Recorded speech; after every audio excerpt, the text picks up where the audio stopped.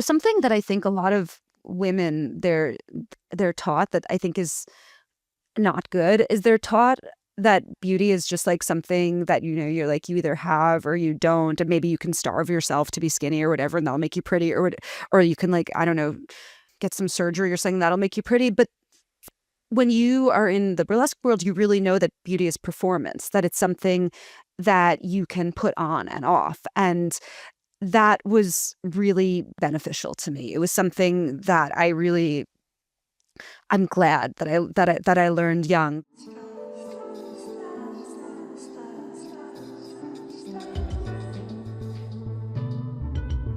Welcome to Stars and Stars with Issa. This is the show where we look to the stars above with the stars below. I'm Issa Nakazawa, your host and resident astrologer. And today I'm so excited to be joined by artist, writer, and journalist Molly Crabapple. Throughout her work, Molly has covered the underground burlesque world, protest camps, war zones, and now the deep forgotten history of revolutionary Jewish life. Her new book, Here Where We Live Is Our Country, The Story of the Jewish Bund, is out now.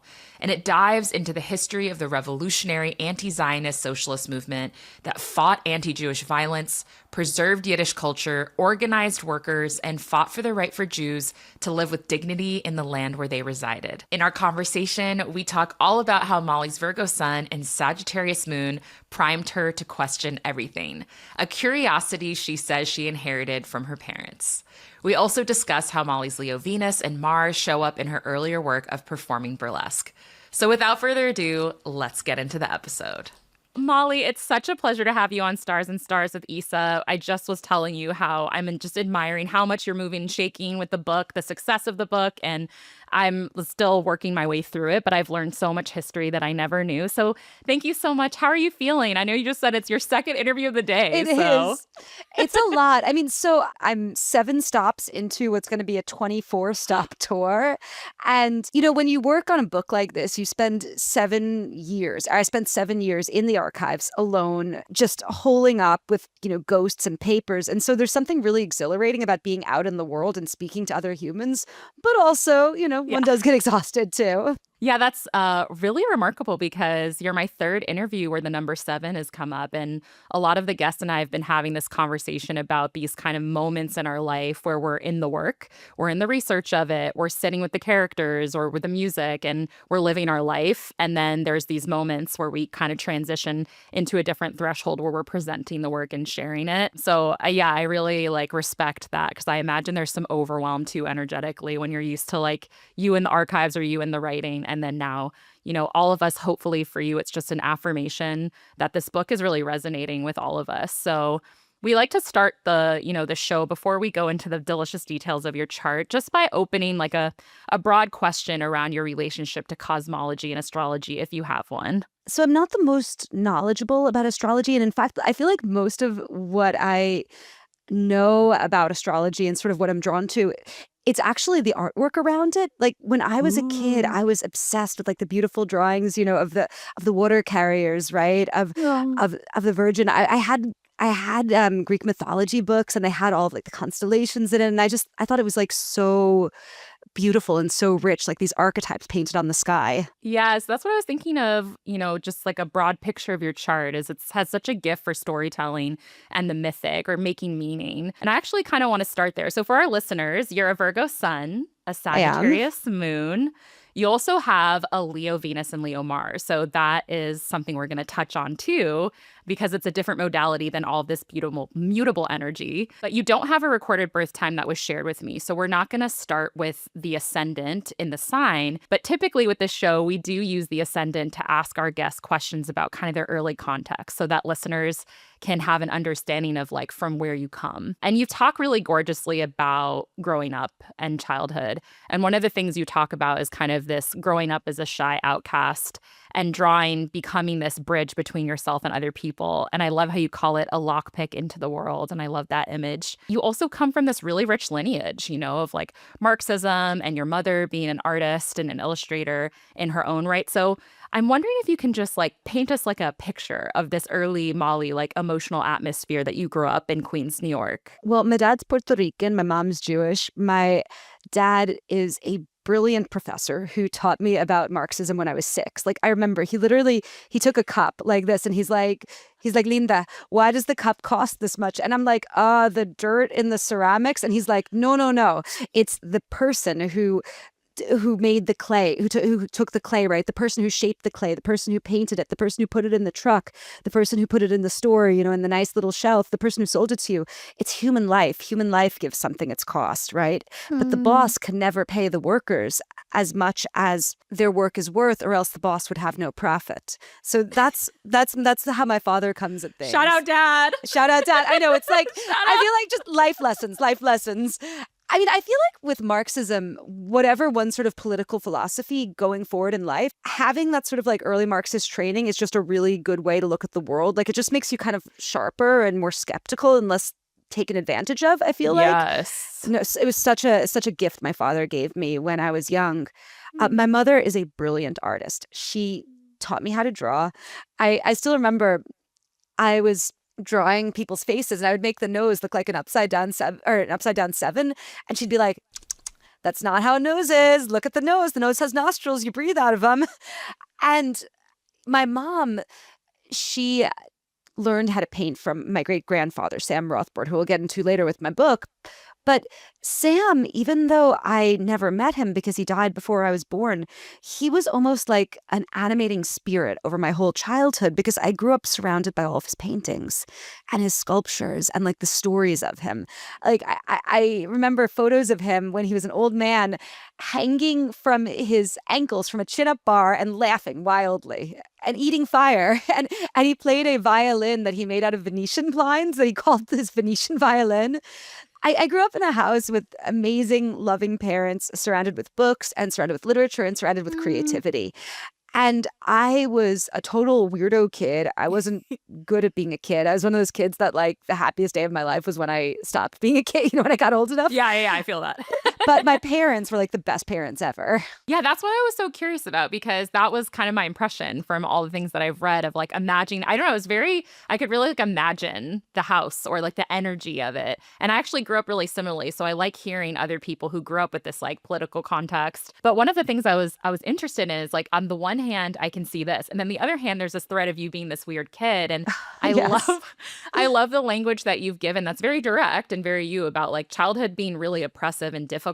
And I was kind of interested if that was just like the educational system, or if you can describe like the aspects of childhood that felt most constricting to you, and how art kind of in your own language became this portal of this way to find like a certain inner freedom at that time in life when there's not as much agency as an adult. Just being a child means that you have less freedom than being an adult. This is just like this is the way the world is. It's true. It's fine. It's fine.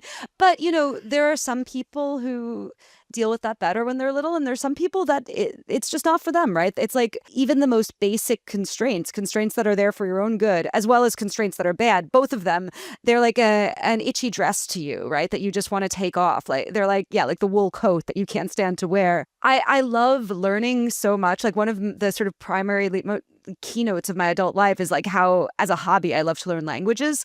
But I just I couldn't do school. I couldn't do it. And from the time I was old enough to know how to cut school and go and take the train into New York City, that's what I was doing. I was being a bad kid. I failed lots of classes. I sucked at it, in fact. And I always want to like tell parents this, because sometimes, parents, you're having trouble with your like 12-year-old kid who like might seem like really difficult, like the system's just not working for them. That doesn't mean that they're going to be a failure in life. That doesn't mean that they're doomed. It's just some people, the way that their brain is wired, it just doesn't work with being 12, or it just doesn't work with being 14. But then when they get older and they have some more freedom and agency, and they're an adult in the world, the things will click for them. And I always want to tell parents that, and also kids too, that are having such a hard time at those ages. It's like, sometimes, these ages, they're just not for you.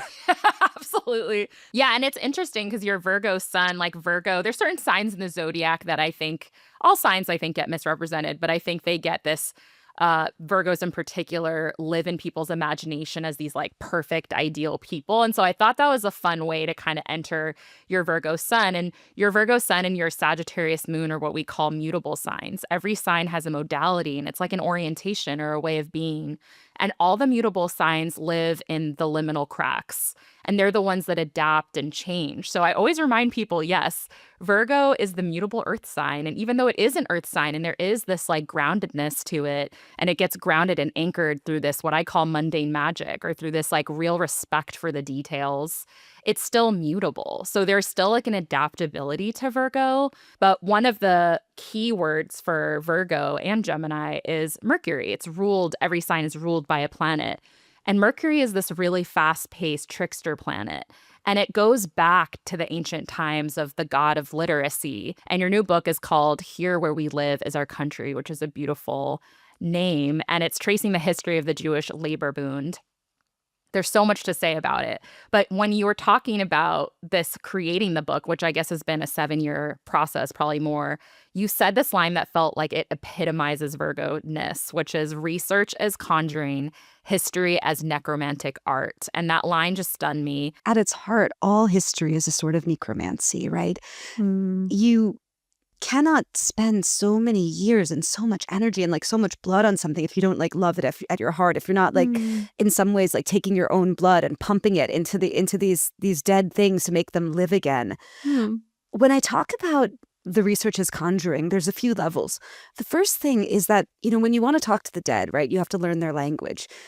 Just like if you wanted to go to Mexico City, you better learn Spanish. If you want to talk to the dead, learn how they spoke. Wow. And the language that my people spoke in the book was Yiddish. And Yiddish was the language of working class Jews from Eastern Europe. And it's a language that was decimated by genocide. I think about 60% of the world's Yiddish speakers were killed in the Holocaust. And then it was a language that was further decimated by like repression in the Soviet Union and also by assimilation in America. And so to learn Yiddish in a certain way it is necromancy in and of itself. It's you're talking to the ghost, right? You're setting up you're setting up your table with the extra plate to invite your rebel dead in. And when I would get these out of print books, I would get them from this old man named High Wolf who sells all of these ancient Yiddish texts in Queens. When I would get them and I would be like translating them, I would have this chill going down my spine because I'm speaking to my ancestors, right? And then, you know, I didn't just read books, even though obviously I spent so much time reading books, but you know, the life in a political movement, it's not just about reading books, right? It's not just about statements and speeches. It's like a lived physical thing. It's something that you don't just experience by reading a newspaper. You experience it by going to a protest or waiting outside a jail cell for your friend or falling in love, sewing a flag, you know, it's something you experience in your body. And one of the things that I thought was really important was I went to the places where my characters lived. I went to Ukraine during the Russian invasion. I went to Poland, Latvia, and Lithuania. And, you know, in a lot of these places, because of the war destroyed the street maps, especially of Warsaw. And there was like a new grid placed on top of a lot of Warsaw. So you can't go to the same streets. But I still wanted to like feel the air, right? I wanted to see what type of wildflowers there were. And I went to people's graves. That was the other thing. And I went to people's graves and I took bits of graveyard dust and I would bring them home and I would light candles in front of them. And I would ask the people, I'd be like, is it all right? Like, can I tell your story? That is so beautiful. I feel like you just embody, you know, your Virgo and then your Sagittarius moon, and Sagittarius is the centaur. Like it's the fire mutable sign, but it's the sign that has to journey to the place. And that just resonates. Like one of the most powerful parts of where I'm at is also and you can kind of like fill in some of the gaps, but like, you know, I also grew up organizing and there's this part that I resonate so much, like when our strategy isn't working. Yes. And we can accept that and pivot, or we can continue to paternalize and not learn from our own mistakes, right? And in the book, they're talking about like these Jewish intellectuals pivoting the strategy and learning Yiddish and starting to actually work with the workers with what they were already doing instead of imposing reading Marx. And like, you know, there are certain mistakes that we make as organizers that come from like a true place for us, but we have to understand that we're not accounting for the different stakes, the different conditions. So I thought it was just a beautiful echo that you yourself learned Yiddish.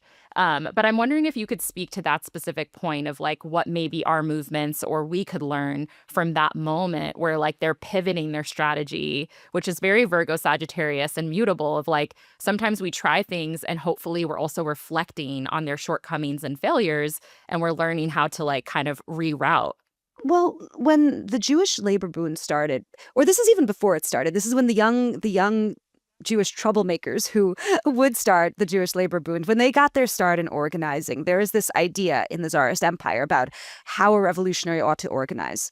And the idea went like this. It was that the workers in Tsarist Russia were really, really backwards. And so they weren't educated enough to do a revolution. And so what you needed to do is you needed to have a whole lot of reading groups where you had them read like yes, exactly, it's a good theory. Yeah, we already see how big well I'm laughing at myself because I've thought this too. And so if you just like, have enough Marx reading groups, you can like eventually you'll teach like the 5 workers in your reading group, and then they'll make more reading groups, and then like they'll each teach 5 workers, and I don't know, in 100 years we'll have enough workers who've read Marx. So this was the theory, and the thing that was I think different about Jewish workers was that Jewish workers were, I say this with love, like a little bit more nerdy than the other workers were. And they were also banned from education in a lot of ways. And so they were just like really happy to have a reading group.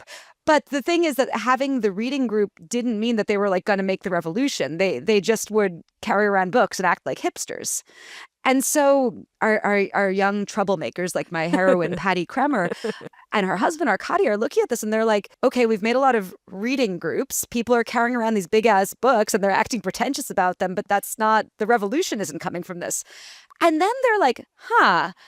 And then they're like, why don't we look at what workers are doing? And they're like, oh, workers have already organized a basic union movement. And, this union movement, it wasn't just for better wages or for less hours. It also, a lot of it was being organized by young women who didn't want to be like groped in factories, They wanted, dignity and respect, just like now. And so, our young Jewish troublemakers, our heroes, look at this and they're like, what if we take our knowledge that we have as like middle class kids, our knowledge, for instance, of labor law, for instance, or our connections in between cities, and what if we use that to help the already existing labor movement? And what if we take what we have and we offer it to them and we learn from them, and then together with all of our unique skills, we can create something that's far more powerfully revolutionary than us just trying to teach these people about Marx. It feels so relevant to right now because I feel like even now more so, there is such an emphasis, even in movement space, around convenience. And I think there's something about the process of your work and then the work itself that's a reminder of all of the intangible things that are so essential in organizing, like the dinners or the things that seem like they don't have a there. And it's like, that's everything. The trust building. Right? The humility, if we're being honest, which is also a keyword for Virgo. It's like there's something humble about acknowledging that you're already understanding something true about your lived experience because you live it. Did writing the book or those sections, I mean, it feels like something you already embodied, but like, was there kind of a deepening of your own understanding of this through the process itself and through like encountering this history, which by the way is like very personal for you? We didn't really talk about the familial connection, but it's not like a random topic for you, if we can also kind of invite that part of the story too. Oh, of course. And I think sometimes, when you're like a leftist organizer, sometimes there's this idea that like, oh, mistakes that we're making, like these are new things, like why, like these are new flaws, these are new idiocies. And sometimes it's actually helpful to see how there are certain patterns that people can fall into, if they're not aware. There are certain sillinesses that we've always been prone to as leftists, and there's something kind of redemptive about that. And okay, so let me talk about the family connection. Sam Rothbard, my great-grandfather, one of the bodies of work that he had that I was obsessed with when I was growing up were these paintings that he called memory paintings. And these were over 600 watercolors that he did of Volkovisk, which was the small town that he came from. It was back in the Tsarist Empire when he left. Now it's in Belarus. And there was this one painting that I especially loved, and it was a young woman with a long skirt and big hair in her updo, and she's throwing a rock through a window. Pshumph. And next to her is her boyfriend with more rocks. I was just like, ooh, this sounds romantic to me already. Next to her is her boyfriend with more rocks because, a lady shouldn't carry her own rocks. It's the man's job. Come on now. I know, chivalry. And it was titled Itka the Bundist. And that title really was the thing that sent me on the voyage to discovering the Bund, because I was like, what is it that would make this young woman at the dawn of the 20th century in this small town be throwing rocks through windows? And the answer must be that term, Bundist. I ended up doing all of this research from my great-grandfather's writings, from historical writings in multiple languages, and from these amazing local oral histories called Yitzkar books. These are oral histories that are compiled the oral histories compiled after the Holocaust of countless Eastern European towns. And, if for your listeners, if your listeners are Jewish and their families are from Eastern Europe and they want to make the first steps in learning a little bit more about where their families came from, a lot of these Yitzkar books, they're online and they're translated into English. It's spelled Yizkor. So you can look up the town that your family's from and you can learn all sorts of stuff. And the Yitzkar books are great because they're gossipy and personal and funny and they have characters, And the one from Volkovisk, where Sam is from, it's told all sorts of amazing stories about the Bund. So Sagittarius, to me, Virgo is not necessarily an archetype of staying or remaining, but it has that earthy element of being really committed and precise. And then Sagittarius, though it's also mutable, is way broader. So we move from the detail out, and it's ruled by Jupiter, which is this outer planet, right? And I think of how big that is in your chart and your lived experience and all of the places that you've been and all of the things that you've done. But it also reminds me of this concept of solidarity, of understanding here-ness and championing the roots and the rootedness in the face of people saying you're a foreigner and you don't belong. But at the same time, your book is also about how important it is to reach out beyond your own experience and weave. So I wonder if you could explain here-ness as a concept, and then your own relationship between this conversation of claiming something and reclaiming something while you're also, I believe that one of the things that fascinates you about this history is that it's anti-Zionist history that is also interested in solidarity with Palestine. So I'm curious about those threads. Here-ness is one of the cornerstones of the Bund solidarity. And to really get the sense of what they meant, it's important to say that the Bundists lived in probably the most wretched place to be Jewish in the world at that time. In the Russian Empire, being Jewish, it wasn't just a religion. It was you were a racialized minority. It said it on your passport. You had all these laws that were meant to kind of stifle and constrain you. And, whenever a government targets a minority, as we see now, that it's not just the shit you're getting from the government, it's also all of the violence this enables and all of the bigotry it enables from the larger society. So there were a lot of mob attacks on Jews as well. It was really a place that was very, very hard to live. And these young Jewish Marxists who founded the Bund, what they were saying was they were we know that this place hates us. We know that the state is against us, but we have a right to live here. We are born here. Our fathers and our mothers, our grandfathers and grandmothers are born here. And this is our country just as much as anyone else's. And if you have a fucking problem with that, we have guns. There was an implied motherfucker at the end of here. When they said here where we live is our country, there was defiance to that. And in a lot of ways, it really reminds me of, do you know the great black singer Paul Robeson, who just a god, right? A god, probably the most talented man of the 20th century. Yes. And a real one. Lived so much of his life in exile. Yeah. Yeah, just a genius. And so when he was hauled in front of the House of Un-American Activities Committee, he has this line where he says, I'm not a foreigner here. My people built this country. This is my country as much as yours. And the Bund said the same thing. They were there's a line that I'm thinking of where a local committee says, in 1903, we are not strangers here and we are not guests, even though the government considers us as such. This land is soaked through with our blood, and we will stay and fight for that which belongs to us, for our civil, political, and human rights. And they completely rejected the idea that they should have to go and colonize an ethno-state in Palestine in order for them to have free and beautiful lives. I'm curious about your own kind of story. Obviously, we're both multiracial, so there's also something built into our own family, our own self-identity. But was that kind of encouragement, or that, like we said, the art of noticing, where these struggles kind of intersect? And growing up in New York, obviously, you're in this, like, I mean, New York is just It is. New York is this. I mean, like New York is like the Boone's ideal in practice, right? The idea that you could have all these people who are really different from each other, who don't change how they dress, they don't forget their languages, they keep their own cultures, and yet they still live together and they still can unite politically and fight for a better and more beautiful world. I mean, this is like the Zohran Mamdani campaign, what I'm describing. The basis of it is realizing like we all live in the same earth, none of us are going anywhere, and we have to fight alongside each other for a better and more beautiful world. And the only alternative to that sort of solidarity across difference is fucking barbarism. There's nothing else besides that. And I mean, Zionism at its core is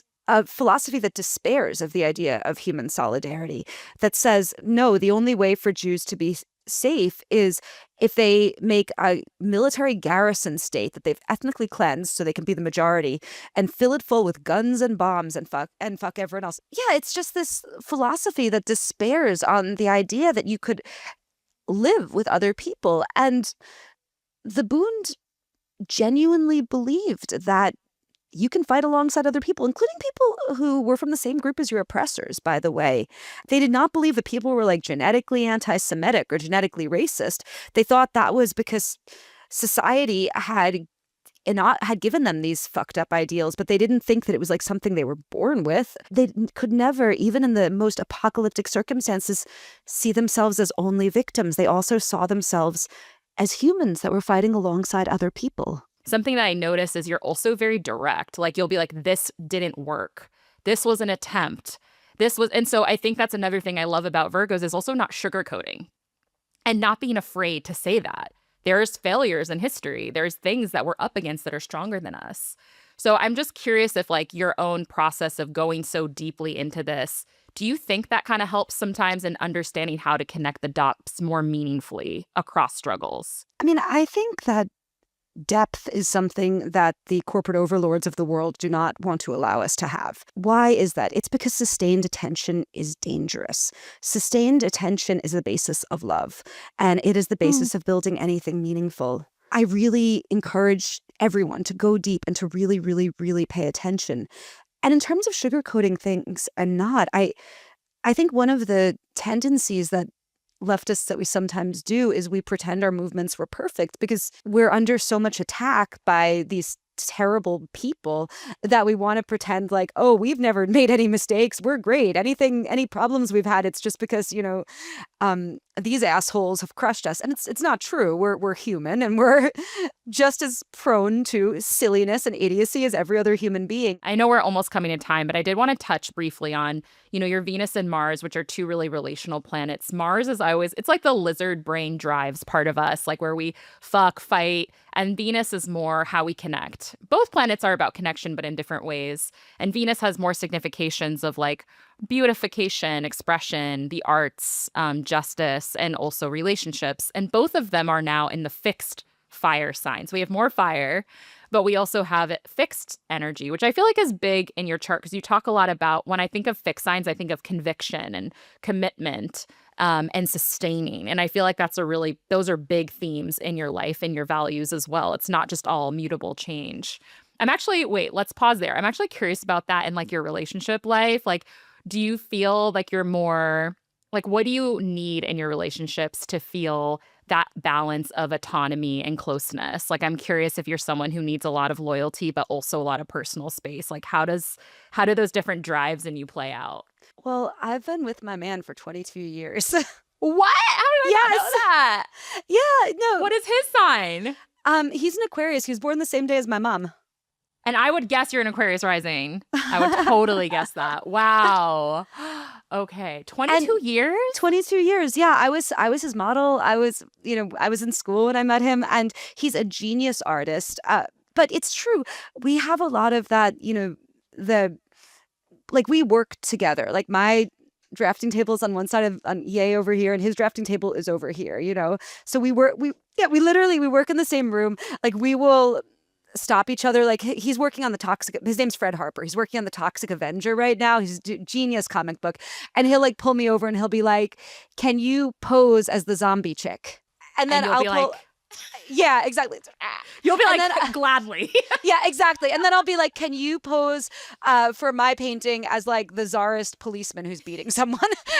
We have many blackmail pictures of each other, but because I travel a lot for my work You too, do. and because we both have like full lives, where he's like going to comics conventions and I'm going to speak at a literary festival. We have like really rich independent lives, but then Mm, when we're home and we're together, we're like conjoined. We no. work. He makes me coffee, and he has one of these like old school coffee makers, where you pull it, Yes. and he makes me coffee throughout the day. He wakes me up with espresso, and we just have this like really beautiful thing where we can just work together all day. And I mean, I feel so lucky. Like I honestly think like if I had like one decision that I made in life, and this might sound trad, but this is just dead up truth, like the best decision I made in life was getting with Fred when I was 20 and staying with him. Oh, my cheeks. That's Mhm. so sweet. I didn't know that part of your story. That makes so much sense. Like your star map is all over that. Because I love, if I dated a Virgo, I would definitely want to give them little rituals because I feel like it's such a ritualistic sign. But then Leos Oh, are I've dated so many men with Leo, Venus, Leo, Mars because they're super loyal. So once they make that decision, they fully make it. And I feel like that's even in the conversations we were having about solidarity of like, once you make a choice, you see it through all of the journey, right? Because you respect, especially Virgos respect the good and the bad or the hard and like I was about to say the hard and the ugly, yeah. the beauty and the brutality. And I feel Yes. like you have such a respect for all of that. And I know I was really curious too, because like a lot of the early work that I remember, because I remember meeting your work like a very long time ago. And you were talking more about this was like years ago when you were talking about like the nightlife burlesque world. And that's very Leo to me of like trying to be very intrigued and involved in participating in performance and performativity. I'm curious like what that taught you about desire and power and attention because Leo is all about those things. Oh my God, so much. First of all, I really started performing burlesque not because I'm talented at it. I was not talented at it. It was that I thought burlesque dancers were so beautiful and I just wanted to hang out Mm, with them, and I wanted to draw them, and I wanted to be their friends. I was like in love with them, right? yeah. And I learned so much from the beautiful, tough as nails women of nightlife. I learned how you could be feeling like absolute crap, but you can paint on a new face, do your hair, put on your gold heels, and walk in with a straight back. And how to command a room, how to make everyone in the room look at you when you walk in. Something that I think a lot of women they're taught that I think is not good is they're taught that beauty is just like something that you're like you either have or you don't, and maybe you can starve yourself to be skinny or whatever and that'll make you pretty, or you can like I don't know, get some surgery or something that'll make you pretty. But when you are in the burlesque world, you really know that beauty is performance, that it's something that you can put on and off. And that was really beneficial to me. It was something that I'm glad that I learned young, that you can be beautiful or not, and those two things can vary by the hour depending on whether you want to be looked at by everyone or whether you want to go in somewhere and just be chill and not be looked at, right? I learned a lot about keeping myself safe, keeping other women safe, about what happens when you kind of step outside of like the protected category of a good girl, and how Oof. really what you have is the solidarity between women to keep yourself safe. I learned about how to like do your eyeliner really good and I'm like, oh, and how? yeah, thank you. And how to like get dirt cheap jewelry from a lady selling it off the table and make it look like $1,000. And I learned how to get dressed in an alleyway and how to be fancy with no money, and just all sorts of things about like transformation. That is such a gorgeous answer. I thought this one line that you wrote just embodied so much of the Leoness. And it's a quote: "We live in a world lit by the wreckage of collapsing systems. Therefore, it's not worth trying to fit yourself into some narrow, uncomfortable mode of being. be yourself with as much rigor, pragmatism, and passion as you can. And I felt like this is like a mantra of a Sag moon, Virgo sun, Leo, Venus, and Mars. And yeah, I guess my last question on that level is like, what is your, I don't know, what is one of your, artists and activists are always asked about hope, which I always find confounding because I'm like, there's nothing more hopeful than the truth, than looking, than a quality of attention. But I am curious of like what's cultivating your faith these days. I guess, I love New York City so much. Like I was born here, my mom was born here, my grandma was born here. And Oh, just, this might sound sappy, but sometimes I just take the subway, right? And I see so many different types of people from so many different places in the world. Some people, they're like sagging with how tired they are from work, right? Like a nurse yeah. getting home from her shift. Then there's like this super hot hipster girl like next to her. And then there's like, the Showtime dancers in the subway. And then there's like a working class construction dude. And like all of these people that are together in the city, people who are so different from each other. And yet they're all co-creating the city together every single day. And if anything gives me a sort of quotidian hope, it's just that we could all co-create this marvelous place together.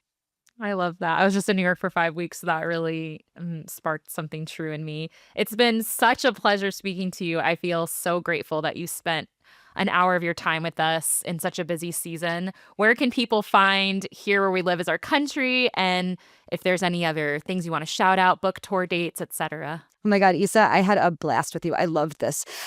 You can find Here Where We Live Is Our Country. I always tell people to go to their indie bookstores. I Right now they're basically, the book was really, really popular, and we're a little bit short of stock, but I still encourage you to go and order it from your indie bookstore. You will get it within like a week or so. And if you like really, really need it, you can go to powells.com. That's like the OG indie bookstore in Portland, Yes. and they have a bunch of copies and they'll send them to you. If you're broke, because I know a lot of us are broke right now, a really good way that you can support a writer that you love is request your library gets copies. And if you see copies, in the library, like take them out. Yeah, librarians choose what sort of books that they stock, right, based on how interested you are in it. So like never feel like you shouldn't take that book out of the library. Always take the book out of the library. In terms of my other work, you can go to mollycrabapple.com for my artwork. And then on May 8th, I'm going to be at Community Bookstore in New Orleans. And on May 10th, I'm going to be with Chani Nicholas. It's also sold out, but there's a live stream. Oh, yeah. I'm so proud of you. And I'm so excited about the reception of this book. That was Molly, who is a Virgo sun. As always, to end the show, I want to leave you with some key takeaways we can all benefit from, inspired by our stars chart. So one of the most illuminating themes in Molly's chart is the relationship between her Virgo sun and her Sagittarius moon. Virgo, as we all know, is often associated with research, detail, and precision, but Molly offers us a much deeper expression of that. She describes research as a kind of conjuring, as a form of necromancy, the idea that when you study history deeply enough, you're not just learning about the past, you're bringing it back to life. But what makes that Virgo energy really come alive is her Sagittarius moon. Sagittarius doesn't just want to study something, it wants to experience it, to travel to the places, to feel the air, to learn the language. And for Molly, that meant learning Yiddish. It meant going to the places her ancestors lived. It meant treating history not as something distant, but as something embodied. And I think what's so powerful about that combination is that it asks something deeper of all of us, not just to learn, but to listen, not just to study, but to meet things where they are. Molly also spoke about how early organizers made the mistake of trying to impose Marxist theory onto the lives of the workers, trying to teach before they understood. And the shift really came when they started paying attention to what laborers were already doing, when they began working with the real conditions, real needs, and real lives. And that feels like such a timely reminder that whether we're creating art, building movements, or simply trying to understand each other, we have to start from presence and humility, from actually seeing what's right in front of us. And maybe most importantly, Molly reminds us that the work is never just material, it's also spiritual. That people don't just need resources, they need meaning and beauty. They need something that speaks to their soul. And that's where movements, becomes simply irresistible. And that's it for our download from the cosmos this week. If you like today's episode, please leave a comment to keep the conversation going. Hit that subscribe button. And remember, we're live on YouTube every Wednesday answering your cosmic questions. Thank you all so much for listening, and I'll see you next week.